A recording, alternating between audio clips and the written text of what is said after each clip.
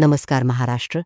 चला जाणून घेऊया 12 जुलै 2026 रोजीच्या महाराष्ट्रातील सविस्तर हवामान अंदाज. मुंबई, ठाणे, पालघर, रायगड, रत्नागिरी आणि सिंधुदुर्ग जिल्ह्यांमध्ये दिवसभर ढगाळ वातावरण राहून मध्यम ते जोरदार पावसाची शक्यता आहे.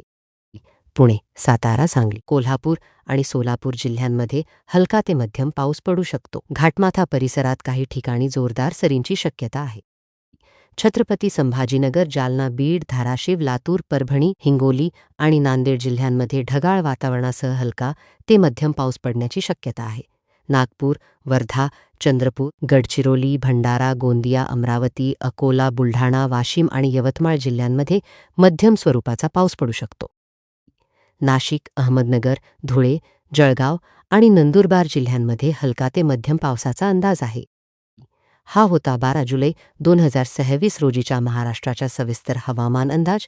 अधिक हवामान अपडेट, पावसाचे इशारे आणि जिल्हानिहाय माहिती सर्वात आधी पाहण्यासाठी महाराष्ट्र हवामान लाईव्ह ला नक्की फॉलो करा. धन्यवाद.